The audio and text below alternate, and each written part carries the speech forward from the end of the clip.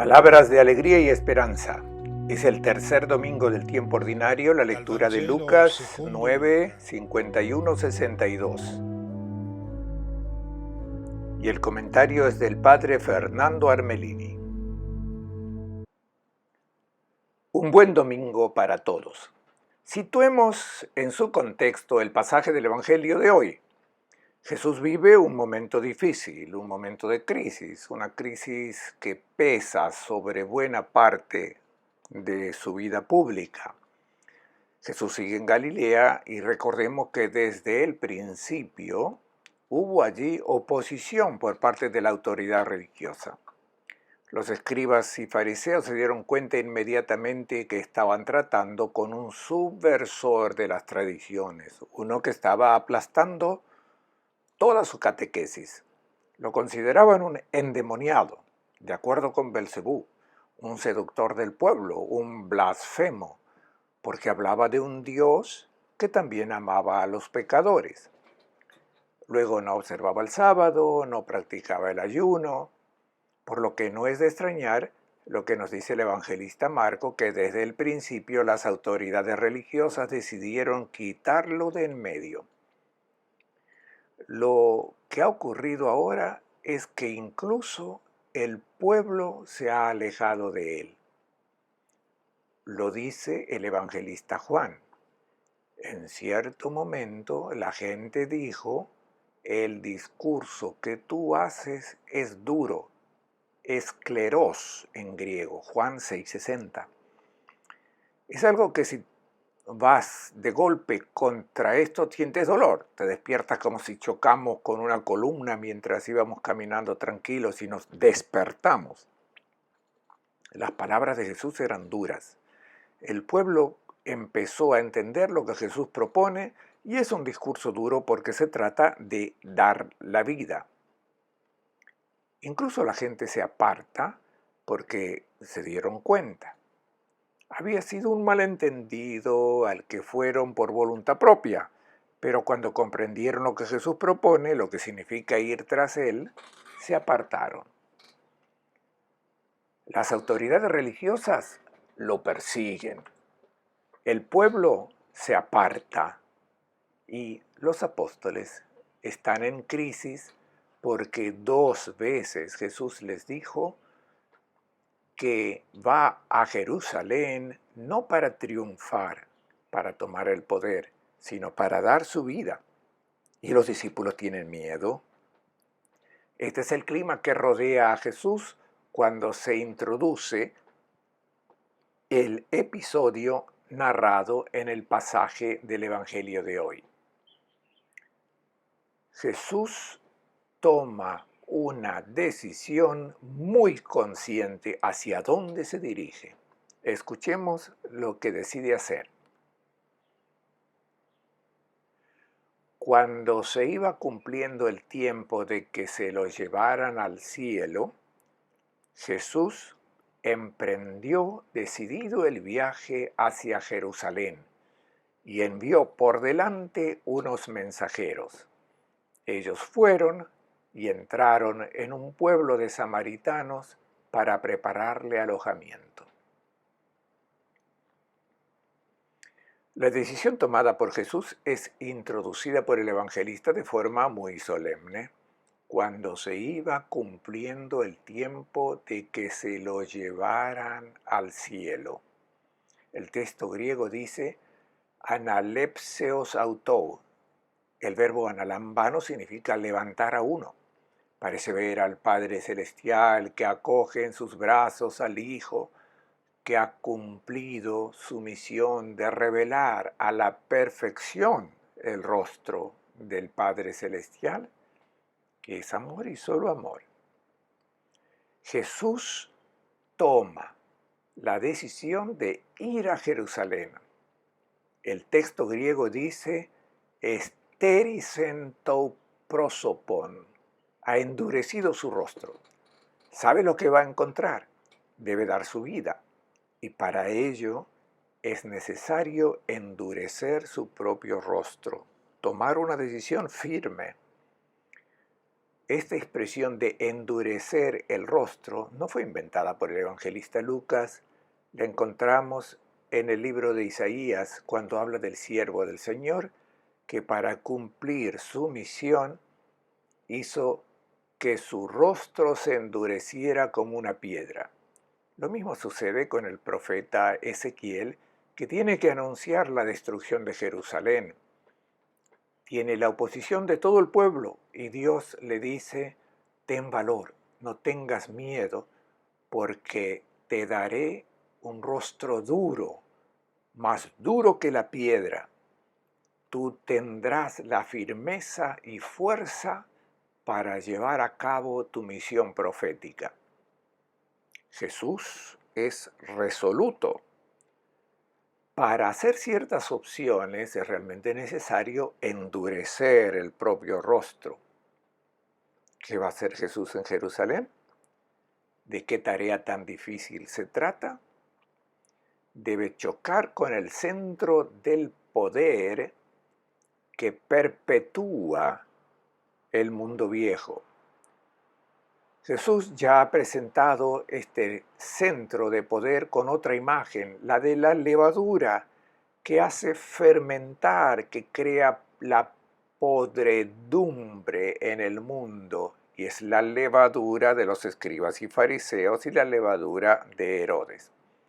Jesús no choca con la gente, los ama a todos, pero son estas dos ideologías las que hacen que el mundo se pudra, que crean un mundo inhumano e inhabitable que no es el deseado por Dios.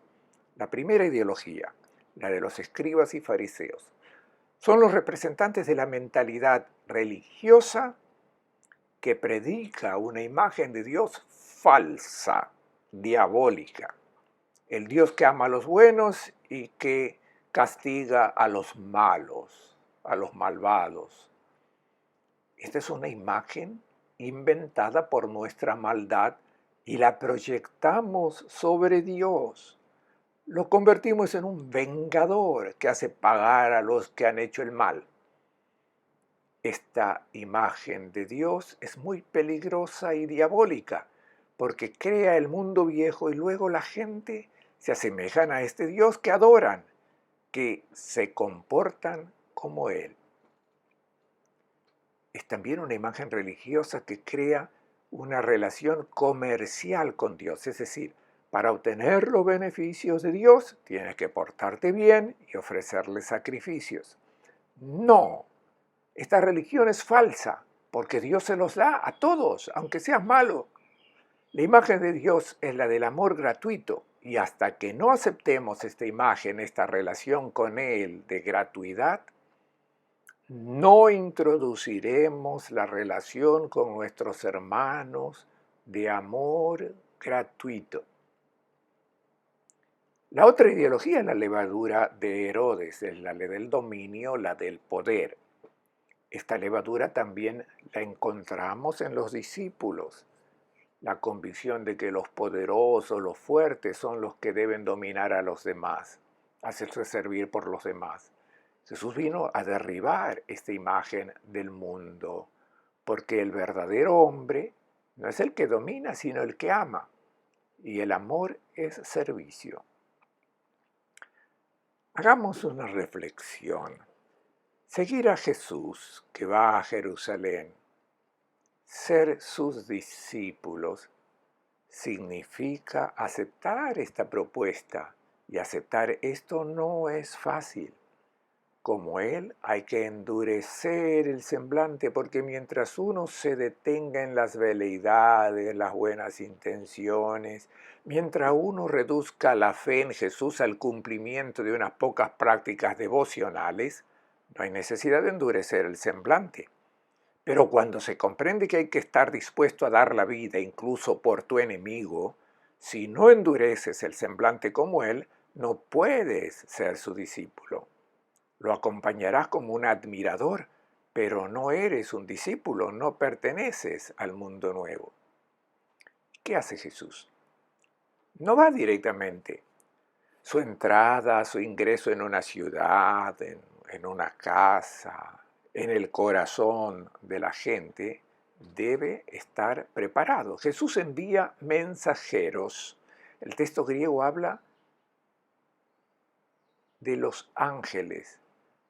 Una razón práctica podría ser encontrar hospitalidad en la casa de alguien, y sabemos que la hospitalidad oriental es proverbial y nadie niega el alojamiento, la comida a los huéspedes. Pero aquí se trata de una parábola, porque hay que preparar a la gente para recibir a Jesús. El texto griego nos dice de nuevo que preparemos su rostro, to prosopou. Es necesario prepararse para recibir este rostro de Dios, este rostro de hombre que se refleja en el rostro de Jesús. La tarea que tienen estos ángeles, y son todos los bautizados los que reciben esta tarea de Jesús, es preparar su venida en los corazones de las personas y así prepararlos para recibirlo a Él y a su Evangelio. Hay que tener mucho cuidado cómo se prepara la llegada de este rostro. Si uno no ha visto el auténtico rostro de Jesús, ¿cómo se puede preparar la llegada de este rostro al corazón de la gente? Hay que poner mucha atención porque puede ocurrir que el rostro de Jesús sea rechazado porque ha sido mal presentado, porque el que lo presenta no ha visto el verdadero rostro de Jesús. Creo que mucha catequesis peca en este aspecto. Se predica un rostro de Jesús que no es el auténtico. ¿Qué hacen estos ángeles que ahora parten? Entran en una aldea de los samaritanos. Aquí les presento un mapa en el que les muestro el viaje que hacen estos ángeles que preceden a Jesús para preparar la llegada de su rostro entre los samaritanos. Partimos, por supuesto, de Cafarnaún. Luego descendemos por la orilla del lago a lo largo del río Jordán hasta Chitópolis o Bet-Shean. Y luego entramos en la llanura de Esdrelón y comenzamos a descender a Samaria. Llegamos a un pueblo de los samaritanos. Podríamos pensar en Siquén, el lugar más sagrado donde han estado los patriarcas. También ven al fondo el monte Garizim. Justo detrás de mí pueden ver los restos de las construcciones bizantinas que en este momento no nos interesan. Y al fondo está el monte Baal, el monte maldito. También está indicado el lugar donde se encontraba ese famoso templo de los samaritanos que se había construido en la época de Alejandro Magno y había sido luego destruido 150 años antes del nacimiento de Jesús por los macabeos, que una vez tomado el poder, querían que todo el culto tuviera lugar solo en Jerusalén, ya que este culto de los samaritanos, que eran semi-heréticos, tenía que ser eliminado y cancelado. El templo había sido destruido 150 años antes que Jesús se encuentre con la samaritana, pero estaba allí. Jesús viene entonces de esta parte norte de Nablus y luego cruza el desfiladero entre las dos montañas y llega a Siquén, donde encontró la mujer samaritana. Ahora pueden observar las dos montañas, Baal, la montaña maldita, y Garizim, donde estaba el templo, y está indicado dónde estaba. También se ve la ciudad de Siquem. Supongamos que Jesús llegó a este lugar. ¿Qué recepción tuvieron estos ángeles que debían preparar la venida de Jesús? Escuchemos. Pero los samaritanos no recibieron a Jesús porque se dirigía a Jerusalén. Tenemos en cuenta la misión que Jesús encomendó a estos ángeles: preparar la recepción de su rostro prosopon auto. ¿Por qué fueron rechazados estos ángeles? Hay dos posibilidades. La primera es que haya ocurrido algo similar a lo que ocurrió en Nazaret. Jesús fue rechazado.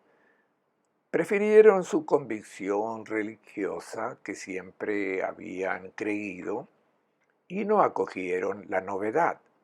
Lo mismo puede haber ocurrido con los samaritanos. No les gustaba el rostro de Jesús. Querían seguir con su religión heredadas de sus padres. Pero hay otra posibilidad. El texto dice que los expulsaron porque su rostro estaba en camino a Jerusalén. De nuevo, la traducción literaria no es que Jesús estuviera en camino a Jerusalén, sino que vieron el rostro de uno que iba a Jerusalén. Cuando uno iba a Jerusalén, iba a ofrecer sacrificios, es decir, confirmaba la práctica religiosa predicada por los escribas y los fariseos. Pero ellos vieron mal el rostro de Jesús, porque va a Jerusalén precisamente para poner fin a esta práctica religiosa y por tanto significa que estos ángeles no han presentado el verdadero rostro de Jesús. Y esto es lo que podría ocurrir con los ángeles de hoy, que presentan un rostro de Jesús que no es el auténtico, no es el rostro de Dios amor y solo amor. Entonces, si tanta gente rechaza a Jesús y su evangelio, rechazan a Dios, se presentan como ateos, tal vez la culpa sea de los que no han realizado bien su servicio de ser ángeles que preparan la llegada del verdadero rostro de Jesús. La encíclica Gaudium et Spes, en el número 19, dice: una gran responsabilidad del ateísmo en el mundo actual se debe a la predicación de los creyentes que no han presentado el verdadero rostro de Dios. Entonces, podemos leer lo que les ocurrió a estos discípulos enviados por Jesús, que podría ser lo que nos pasa hoy. ¿Cuál fue la reacción de los discípulos a este rechazo? Escuchemos. Al ver esto, Juan y Santiago, sus discípulos, dijeron: Señor, ¿quieres que mandemos que caiga un rayo del cielo y acabe con ellos? Él se volvió y los reprendió, y se fueron a otro pueblo. Para tomar la decisión de salir e ir a Jerusalén, Jesús tuvo que endurecer su rostro. Y aquí encontramos a Santiago y Juan, que también endurecen sus rostros, pero es una dureza muy diferente a la de Jesús.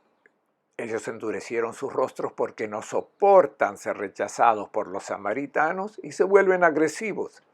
Quieren hacerles pagar porque se han sentido ofendidos. Su reacción se deriva de una catequesis errónea que recibieron. Los rabinos han contado la historia de Elías, que 2 veces hizo descender fuego del cielo y quemó a sus enemigos. Los discípulos habían interpretado literalmente este episodio porque les gustaba este Dios que no bromeaba e incineraba a sus adversarios. Tendrían que haber leído lo que dice Ben Sirá en el capítulo 48, cuando elogia a este gran profeta, dice: el profeta Elías, su palabra ardía como fuego, como antorcha. Este es el significado del fuego que incinera. La palabra del profeta era la que ardía como el fuego. Era esta palabra que hacía desaparecer a los enemigos, no a las personas, sino que eliminaba ese corazón malvado, ese mal que a través de la palabra el profeta anunciaba en nombre de Dios. Este es el fuego de la palabra de Elías. También el Bautista había hablado del fuego que quemaba los árboles que no producían frutos, la mala hierba. Esto es buena noticia, es evangelio, porque los árboles que no producen frutos solo molestan y es bueno que se quemen. Pero no quemar a la gente. Es el mal presente en cada uno de nosotros que afortunadamente el fuego del cielo quema. Incluso Jesús habló del fuego. Vine a traer fuego a la tierra y cómo quisiera que estuviera ardiendo. No es el fuego del infierno para quemar a los malvados, no. Es el fuego que elimina el mal presente en todos. Y este fuego es el Espíritu del Señor. Santiago y Juan se vuelven intolerantes, se comportan como fanáticos que piensan que van a resolver el problema del mal eliminando a los que lo hacen, para que solo quedemos los buenos. Entonces, debemos comprobar y tener mucho cuidado porque podemos cultivar un gran amor por Jesús, como el de Santiago y Juan, y luego, de buena fe, hacer exactamente lo contrario de lo que quiere Jesús. ¿Qué hace Jesús? Se da vuelta y reprende a Santiago y Juan. Es importante el verbo griego que es empleado aquí. Epistimensen autois. Epitimán es el verbo empleado por los evangelistas para decir que Jesús está realizando un exorcismo, es decir, está echando fuera a un demonio. Cuando Jesús expulsaba demonios, los reprendía, y aquí está reprendiendo al demonio presente en Santiago y Juan. Está haciendo un exorcismo porque Santiago y Juan están endemoniados. Es el demonio el que los hace razonar así. Esto solo entenderán después de la Pascua y de hecho Juan junto con Pedro volverán a Samaria. Esto lo narra el libro de los Hechos de los Apóstoles en el capítulo 8. Pedro y Juan invocarán el fuego del cielo sobre los samaritanos, pero no el fuego que incendia. Invocarán el Espíritu, pondrán sus manos sobre los samaritanos y sobre ellos descenderá el fuego del Espíritu. Tratemos de captar los mensajes para nuestra vida cristiana hoy. El primero, debemos tomarnos muy en serio la reprimenda de Jesús y poner fin a la catequesis sobre los castigos de Dios, que es una blasfemia. El que habla así de Dios es un endemoniado, es el diablo que le hace hablar así y necesita ser exorcizado.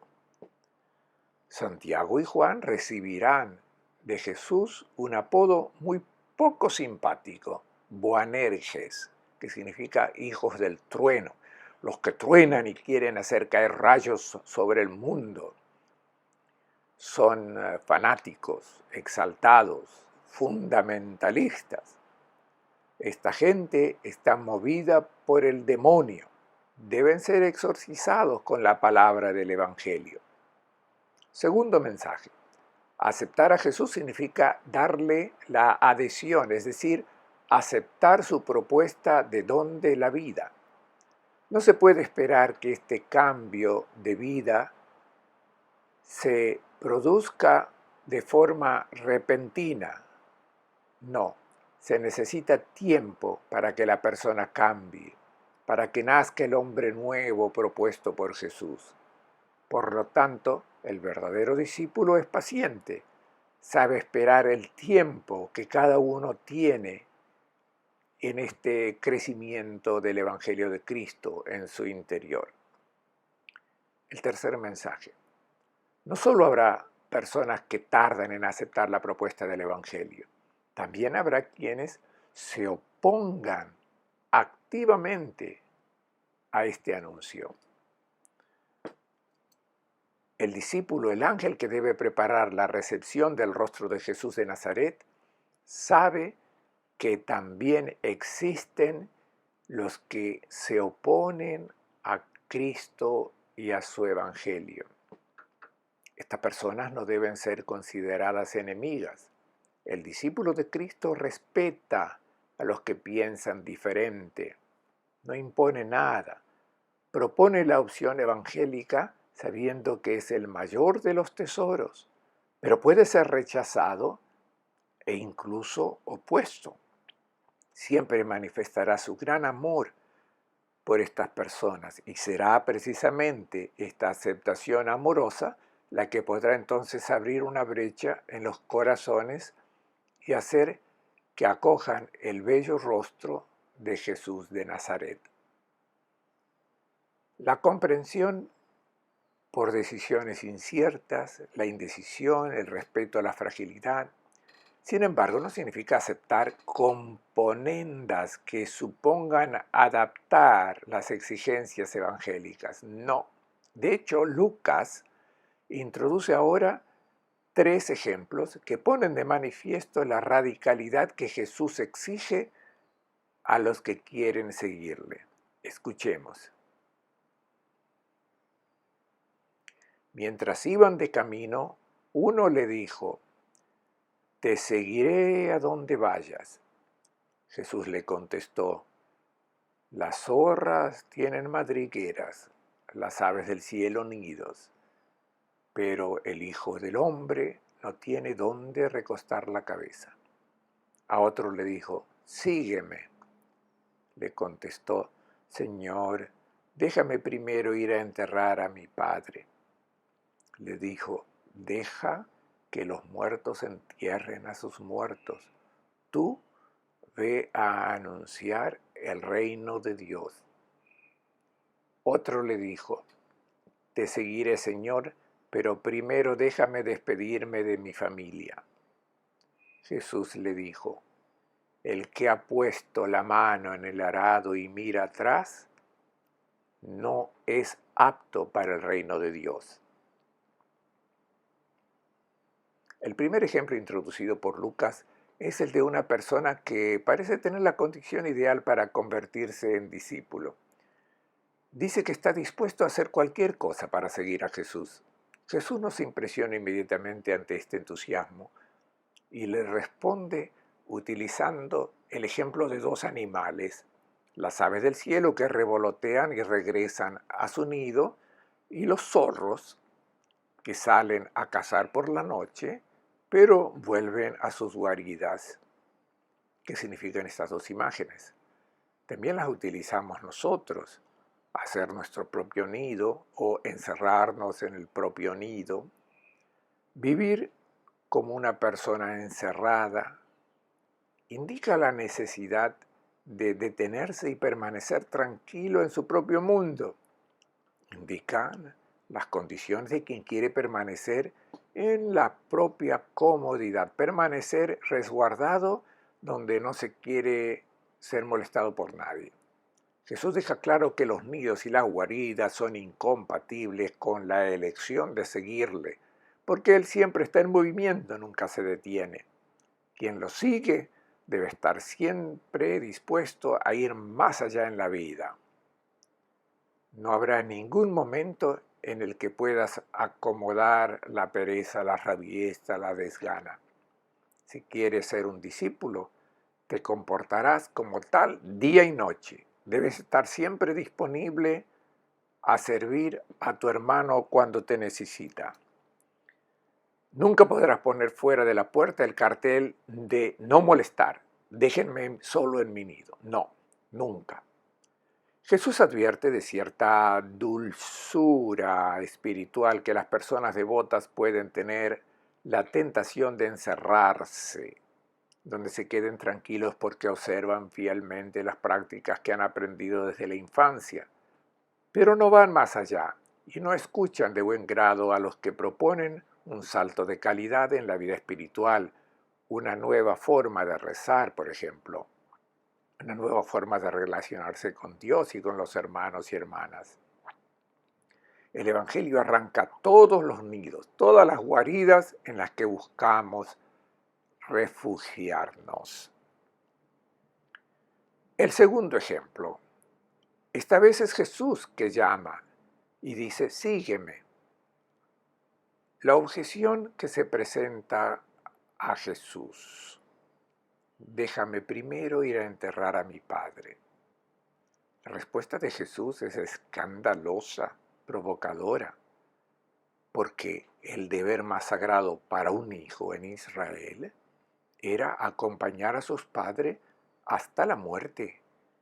Y para cumplir con este deber, los rabinos decían que uno estaba dispensado de todos los preceptos de la ley, también del precepto del sábado. Incluso el sumo sacerdote, que tenía prohibido entrar en un cementerio y no podía incluso acercarse a un cadáver, estaba obligado a acompañar a sus padres al sepulcro. Jesús utiliza esta imagen paradójica con un significado muy claro. El padre en la cultura semítica indica el vínculo con la tradición, con el pasado, con las costumbres aprendidas, con las propuestas de vida de la sociedad en el que cada uno ha nacido y se ha criado. Jesús se refiere a este padre, es decir, la sociedad que propone una determinada imagen tradicional del hombre en esa sociedad, el hombre de éxito. Este es el padre al que están llamados a parecerse. Sabemos que hay un verdadero bombardeo de medios de comunicación que proponen valores muertos, y este padre nunca muere, espera que nunca te dieras a Cristo. Es la mentalidad consumista, la idolatría de las modas, de lo efímero. Y a veces los mismos padres son los que inculcan estos valores muertos en la sociedad. Te dicen que lo importante es alcanzar el éxito sin importar cómo, que lo importante es acumular posesiones, riquezas y pensar en uno mismo. Si encuentras el Evangelio que te hace ver, que te hace comprender que estos valores están muertos, no retrases el desprendimiento. Sigue inmediatamente la propuesta del Evangelio. El Espíritu exige una disposición inmediata a renunciar a lo antiguo y convertirse a lo nuevo.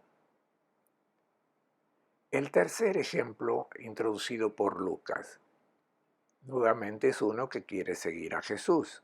Te seguiré, pero primero debo ir a despedirme de mi familia. Y Jesús introduce aquí otro ejemplo de uno que empieza a arar y luego mira atrás. El problema es empezar a seguir el Evangelio y luego quedarse atrapado en las nostalgias de la antigua vida. Jesús me pide que done mi vida, pero luego me viene en la mente y al final no me arrepentiré de no haberlo disfrutado como hacen muchos. Estas son las nostalgias, son las que también tenían los israelitas en el desierto ante las dificultades del viaje. Miraron atrás, se arrepintieron, incluso empezaron a soñar con placeres que no existían cuando vivían en la esclavitud. Son las ollas con carne, pero ellos nunca habían visto la carne. Son los sueños, los arrepentidos. Incluso Los que han tomado la decisión de seguir a Cristo tienen la tentación de mirar hacia atrás, de regresar a la vida que tenían antes. Jesús dice, ponte en guardia contra las vacilaciones. Solo te hacen perder un tiempo precioso. Sigue adelante en la vida, sigue mis pasos, sigue lo que te dice el Evangelio. Les deseo a todos un buen domingo y una buena semana.